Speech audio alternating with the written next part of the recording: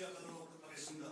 먼저 한동훈 당대표님의 말씀을 듣도록 하겠습니다. 안녕하세요. 저희 최고위원회는 비교적 편한 분위기에서 되니까 그냥 하실 말씀 편안하게 하시면 될 것 같고요. 제가 먼저 시작하는데 한 말씀 드리겠습니다. 오늘 저희 국민의힘은 추석 앞두고 성수품 수급 상황과 농식품 물가를 점검해 보기 위해서 바로 이곳 대한민국에서 가장 큰 안성 농협의 안성 농식품 물류센터를 방문했습니다.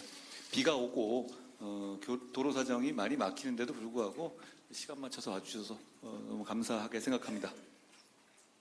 이곳은 유통구조 개선으로 농업인에게는 더 주고 소비자에게는 덜 받는 구조를 만들어야 한다는 우리 국민의힘의 정책 목표를 실현하기 위해서 노력하고 있는 곳이고 성과를 내는 곳이기 때문에 의미 있는 장소라고 생각합니다. 그래서 성추석을 앞두고 저희가 모였습니다. 성수품의 수급은 전년보다는 여러 면에서 안정적인 모습 보이고 있습니다만 사실 장바구니 물가라는 것이 아무리 노력해도 국민들 입장에서는 어려우시고 힘에 겨우신 겁니다. 그런 차원에서 저희가 노력하고는 있지만 그래도 더 노력하자라는 말씀을 드리고 싶습니다. 전년에 비해서는 여러 가지 물가 상황이 나은 면은 맞습니다만 그래도 국민들 느끼시기에는 너무 힘드실 것 같습니다. 저희가 좋은 정치로 더 물가를 낮추고 수급 상황이라든가 더 국민들 웃게 해드려야 하겠다는 생각을 합니다. 농업과 농어촌의 안정이 물가 안정 그리고 대한민국 안정의 시작이다 열쇠라고 생각합니다. 지난해 농가 수가 99만 9천으로 100만 가구라는 심리적인 선이 사실 무너졌습니다. 산업 변화와 기후 위기로 농촌이 갈수록 어려워지고 있는 현실입니다. 정부와 국민의힘은 시장에 주는 역효과를 최소화하면서도 농민들의 수입을 안정적으로 유지하는 수입 안정 보험 제도를 마련하고 유통 시스템을 개선하는 등 다양한 노력을 하겠습니다. 그래서 농촌을 안정시키고 농산물의 물가 안정에 대한 근본적 대책 마련하기 위해서 최선을 다하겠습니다. 그 농촌에 관해서 말씀이 나온 김에 이런 말씀을 드리고 싶습니다. 농지 규제에 관한 겁니다. 과거의 상황과 농지를 보는 시각 그리고 농지에 대한 재산권 행사하는 방식이 많이 달라졌죠. 그런데 아직도 우리 농지 규제의 법제는 규제 양과 질이 사실상 그대로입니다.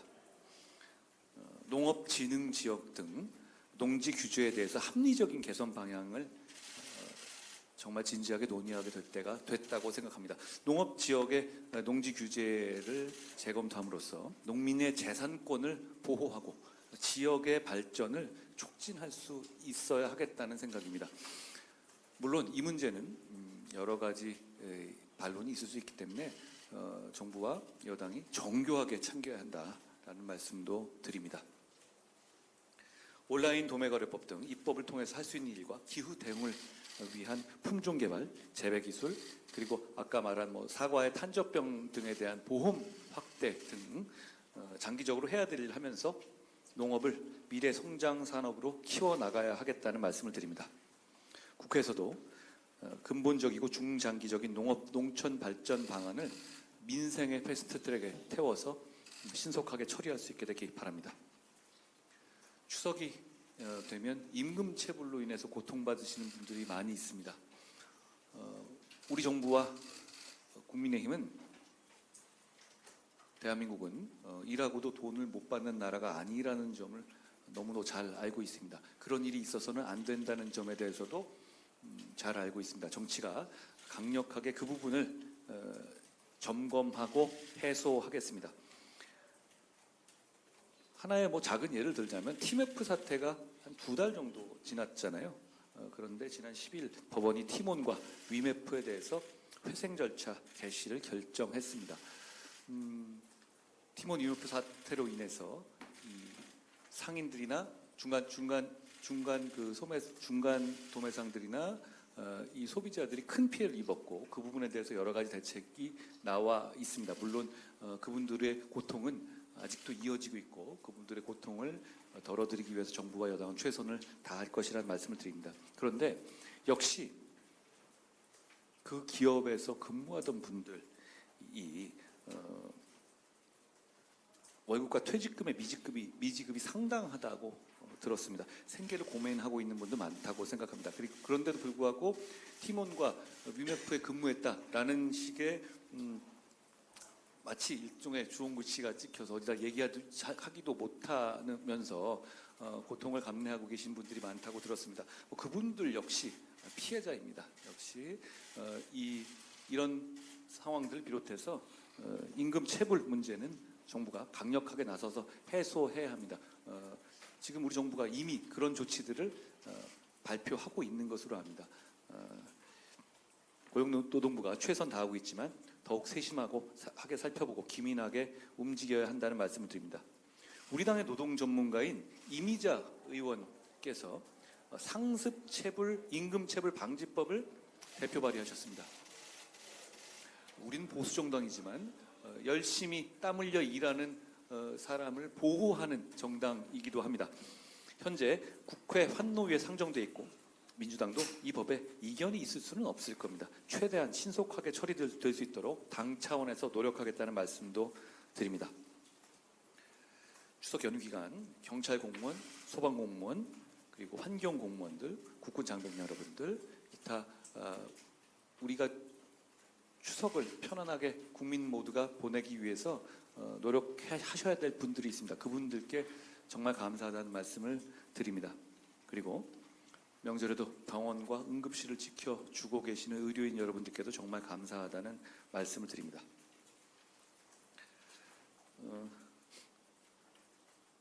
추석 전이니까 좀 정치 상황에 대한 얘기는 안 하려고 했는데요. 한 가지만 말씀드리죠.